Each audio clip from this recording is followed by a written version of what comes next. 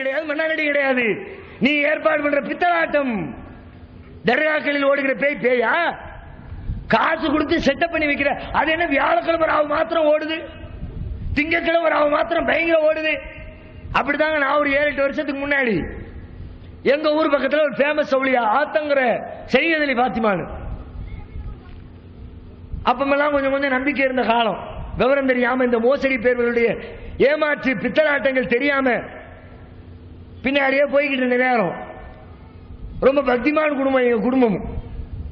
எனக்கு வச்ச பேரே பக்கீர் முகமது. யாருன்னு கேட்டா எங்க ஊர் ஸ்பெஷலிஸ்ட். உங்க ஊர் ஸ்பெஷலிஸ்ட் மாதிரி எங்க ஊர் ஸ்பெஷலிஸ்ட் பக்கீர் பாவா அவுளியா. அவங்க கந்திரி நடத்துற அன்னைக்கு பிறந்தனா. அவுளியாக்கா கந்திரி அன்னைக்கு புள்ள பிறந்திருக்குது, அவுளியாக்க பேரையே வச்சிடணும்னு வச்சுட்டாங்க. அங்க இருந்து பக்கத்துல கொஞ்சம் தூரம் தான் ஆத்தங்கிற செய்யதலி பாத்திமா தர்காவுக்கு. நான் எங்க அஜர்த்தோட போறேன், ஓதிக்கிட்டு இருக்க காலத்துல பார்த்தா ஒரு பேய் ஆடுது. நல்ல திடகாத்திரமா இருக்கு. திடகாத்திரத்தை பார்த்தா நான் சொல்றேன், பாருங்க அஜர்த்து, ஆளு பார்க்கணும் இல்ல, சிவப்பான ஹைட்டா நல்ல இதா இருக்கிறாரு, எப்படி பேய் வந்துருச்சு?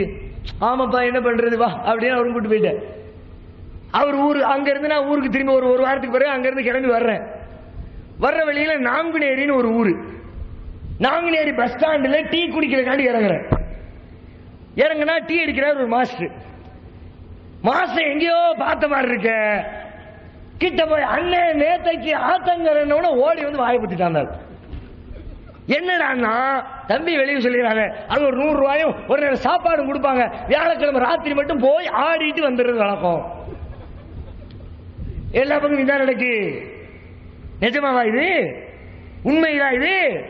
நீயே 10 பேரை செட்டப் பண்ணி அப்பதான் பைத்தியக்காரனை கொண்டு மனநோயாளிகளை கெட்டி போட்டு மருத்துவம் பார்க்க விடாமல் அவர்களை தடுத்து நோய் முற்ற வைத்து செத்து மடியக்கூடிய காட்சி. ஏன்னா உனக்கு காசு சம்பாதிக்கிற வழி இல்ல, உடம்ப கொடுத்திருக்கான அல்ல, உழைச்சு சம்பாதிக்க வேண்டியதானே. கை கால் இல்லாதவர்களை ஊனமுற்றவர்களை உழைக்க முன்வருகிற பொழுது திடகாத்திரமா அல்ல உடலை கொடுத்திருக்கான.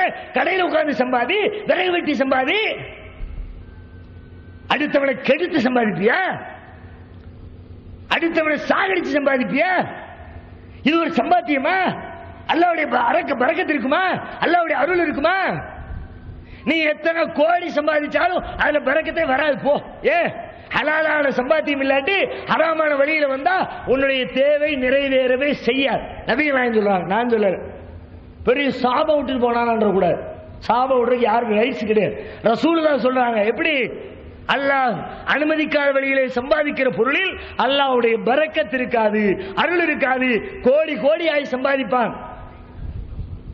இன்னும் 1 கோடி, இன்னும் 2 கோடி வேணுமே, பத்தலையே. லட்சமா சம்பாதிப்பான். இன்னும் 1.5 லட்சம் பாக்கிப்பா. அது இருந்தா இந்த வேலையை முடிச்சிருவேம்மா. ஹலாலான முறையில் 1000 ரூபாய் சம்பாதிச்சு பாரு, 800 ரூபாய் செலவு பண்ணிட்டு 200 ரூபாய் மிச்சப்படுத்துற வேலையை அல்லாஹ் உனக்கு காட்டுவோம். எல்லாம் முடிஞ்சு சந்தோஷமா இருக்கும். சாப்பாட்டுக்கே ஏன் போதும், மருத்துவத்துக்கே போதும், வீட்டு வாடகை போதும், பிள்ளைக்கு பாண்டப்பா போதும், பெருநாளைக்கு ட்ரெஸ் எடுக்க போதும், எல்லாம் போதும்பா. போக மீதி 200 ரூபாய் மிச்சம். இந்த வாழ்க்கை தேவையா? 10 லட்சம் சம்பாதிச்சு அதுல 500 ரூபாய் பத்தல, இதுல 2000 ரூபாய் பத்தல, இதுல 5000 ரூபாய் பத்தல, இன்னொரு 50000 ரூபாய் பத்தல பட்ஜெட் போடுறது தேவையா? தன்னிறைவோடு வாழ்கிற வாழ்க்கை தேவையா? ஹலாலா சம்பாதிச்சு பழகு, ஏமாத்தி மோசடி பண்ணி சம்பாதிக்காத. நோய் போகுது, எங்க போச்சு? ஒரு நோயும் போகல. லட்சத்துல எவனுக்காவது போயிருக்கும், நான் அதை மறுக்கல. யாரையாவது ஒருத்தர் கூட்டு வந்துருவானோ, இந்த பார் இந்த ஆளை கேளு, இவர் காய்ச்சலோட வந்தாரு, காய்ச்சல் குணமாச்சா இல்லையா கேளு அப்படிமா. ஆயிருக்கும், நான் மறுக்கல. லட்சத்துல ஒண்ணு ஆயிருக்கும். ஆயிருக்குமா? ஆச்சுப்பா. உனக்கு லட்சத்துல ஒண்ணு ஆச்சா? அப்படியே என் கூட வா, நான் நேர பக்கத்துல வேளாங்கண்ணி கூட்டு போறேன். அங்க இதே மாதிரி 100 காட்டுறேன். சதவீதத்தை விட கூட. அது ஏன் அங்கிருந்து அப்படியே கிளம்பி போவோம். ஆந்திரா, சென்னைக்கு அடுத்துதான் ஆந்திரா பார்டர். திருப்பதி ஏழுமலையான் பெருசா நிக்கிறாரு, அங்க வா 200 பேரை காட்டுறேன். நோய் குணமாயிட்டுப்பா. குணமான சந்தோஷத்துல அப்படியே தங்கத்தை கொண்டு கொட்டுறான். 100 பவுன் தங்கம் உண்டு அப்படி போடுறான். இந்த பக்கத்தில் உட்கார்ந்துக்க வேண்டியது. அந்த பக்கம் அப்படி வெள்ளி அடுக்கலாம். எதுக்குப்பா வெள்ளி? உடம்புல பயங்கரமான நோய் இருந்துச்சு, திருப்பதி ஏழுமலையானுடைய புண்ணியத்துல நோயெல்லாம் குணமாயிடுச்சுன்னா இடைக்கு இட வெள்ளி கொடுக்கல நேர்ந்திருந்தேன், இந்தா வெள்ளி தர்மம் பண்றான். காட்டுடா, நடக்கு, எல்லா பக்கமும் நடக்கு. நடந்துச்சுன்னா அவங்க செய்யறாங்க அர்த்தமா?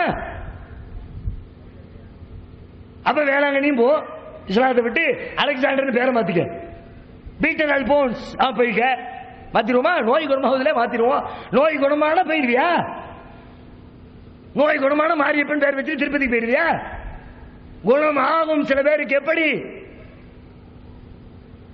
தமிழ்ல ஒரு பழமொழி சொல்லுவாங்க, விட்டவன் விளக்கிக்கிட்டா தொட்டவன் கெட்டிக்காரம்மா. என்ன விட்டவன் விளக்குறது? நோயை கொடுத்தவன் அந்த நோய் நீங்கிறதுக்கு ஒரு டைம் வச்சிருப்பான், அந்த டயத்துல நீங்கின்றான். காணல்லாஹு அலா குல்லி ஷைஇன் முக்ததிரா, ஒவ்வொன்றுக்கும் அல்லாஹ் ஒரு நேரத்தை நிர்ணயித்திருக்கிறான். அந்த நேரத்தில் நீங்கன்னு எல்லாம் சொல்லுவான். நீங்கிற நேரத்தில் நீ எங்க இருந்தியோ அங்க அந்த நோய் உன்னை விட்டு நீங்கிவிடும்.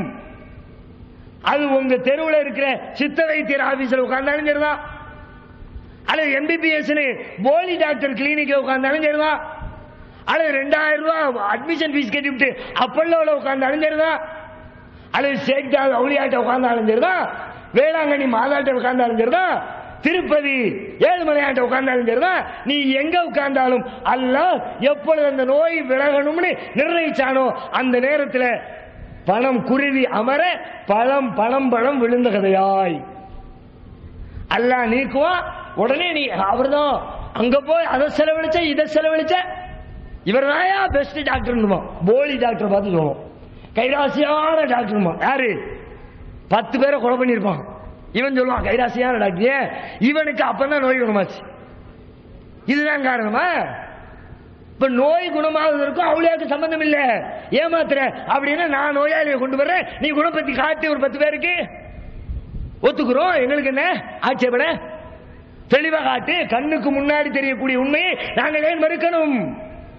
அப்ப அவுளியா என்பது ஒரு மோசடி, அவுளியாவின் பெயரால் நோய் குணமாகிறது என்று இன்னொரு மோசடியை நீங்கள் திட்டமிட்டு பரப்புகிறீர்கள். அது மட்டுமா? மோசடிகள் அவ்வளவுதானா? இன்னும் எத்தனை? தர்காவுடைய ஒன்னையும் ஒவ்வொரு செட்டப்பையும் நோய் குணமாகுதுன்னு ஒன்னாவது சரி, என்னமோ ஆகுது ஆகலன்னு ஒரு பக்கம் போயிருவாங்க. நோயை உண்டாக்குற வேலையை வேற நோய் குணமாகுதுன்னு கொடுக்குறான். அதை விட பயங்கர அயோக்கியத்தனம். எப்படி உண்டாகுமா? உள்ளுக்குள்ள கழுவி கொடுக்குறானுங்க பல ஊர்கள்ல. இங்க கொடுக்குறாங்களா என்னன்னு தெரியல, இங்க கொடுப்பாங்களா? தரையை கழுவி அதை பார்த்தீங்கன்னா சென்னை கூவத்தோட போட்டி போடும். பார்த்தாலே அவ்வளவு கன்றாவியா இருக்கும், நாத்தம் முடிச்சு நாரும். ஒரு வருஷத்துக்கு கழுவ மாட்டானுவோ, அந்த ஒரு நாள்ல கழுவி அதை அப்படி டப்பால அடைச்சு இந்தாங்க வீட்டில் கொண்டு போய் யூஸ் பண்ணுங்க. ஊர்ல இல்லாத எல்லா நோய்க்கும் கேரண்டி கொடுத்துரும். காலராவா எய்ட்ஸா என்ன வேணும், ஒரே பாட்டில் வாங்கி அருந்துங்கள் டானிக், அடிச்சு ஊத்துனா அவ்வளவுதான். அவ்வளவு கேடு கெட்ட காரியத்தை சர்வசாதாரணம். இன்னும் தெக்க மணி வடக்க மணின்னு வச்சுக்குவோம், அஜ்மீர்ல இருக்கார அவனும் பண்ற பிராடு. நோய் குணமாக இருக்கு மருந்து கொடுக்குறாள். என்னடா மருந்துன்னு பார்த்தா கபர் இருக்கு, சின்ன சின்ன கபர்லாம் இருக்கு. பெரிய மெயின் பெரிய பெரிய ஆட்கள் உட்காந்துருப்பானோ, சின்ன ஆட்கள் சம்பாதிக்கிறதுக்குனே முதலமைச்சர் சம்பாதிக்கிற ஒரு ரேஞ்சு, அமைச்சர் சம்பாதிக்கிற ஒரு ரேஞ்சு, எம்எல்ஏ அவனுக்கு கைத்தறி சம்பாதிக்கிற ஒரு ரேஞ்சு இருக்கும்ல. அவன்லாம் அபிஷியலா செய்ய முடியாது. அங்கங்க குர்ரா பின்னாடி வந்து நிற்பான். ஒரு ஆபீஸ்ல போயிங்கன்னா பாய் என்ன வேலை, ரேஷன் கார்டை கையில் சொல்லணுமா, 10 ரூபா கொடு அப்படி இருப்பான். ஒவ்வொரு ரேஞ்ச் இருக்குல்ல, அது மாதிரி சின்ன அவளியா ஒண்ணு இருப்பாங்க. அங்க அவங்க மருத்துவம் பார்ப்பாங்க. அங்க மருந்து என்னன்னா பக்கத்துல பிளேடு இருக்குது, எண்ணெய் ஊத்தி நெருப்பு எரிஞ்சு சுவர் கரிஞ்சு போயிருக்குல, அந்த சுவர்ல இருக்கிற கரிய ஒரு பேப்பரை நீட்டி இப்படி சுரண்டி பேப்பர்ல, அது மருந்தம். நோயை பரப்பக்கூடிய காரியத்தை சர்வ சாதாரணமாக நோய் குணமாக்குகிற மருந்து என்று சொல்லி, மருந்து மாத்திரமில்லை, அது இஸ்லாத்தின் பெயரால் இவ்வளவு கேடுகட்ட காரியத்தை அல்லாஹ் சொல்லுவானா? மனிதனுடைய அறிவை மழுங்கடிக்கிற நோயை உருவாக்குகிற காரியத்தை அல்லாஹ் சொல்லுவானா? இதே நீங்க எப்படி இது இஸ்லாத்தில் உள்ளது அல்லாஹ் சொன்னதுன்னு சொல்றீங்களோ, இதே மாதிரி தான் நபிகள் நாயகம் ஸல்லல்லாஹு அலைஹி வஸல்லம் அவர்கள் காலத்தில்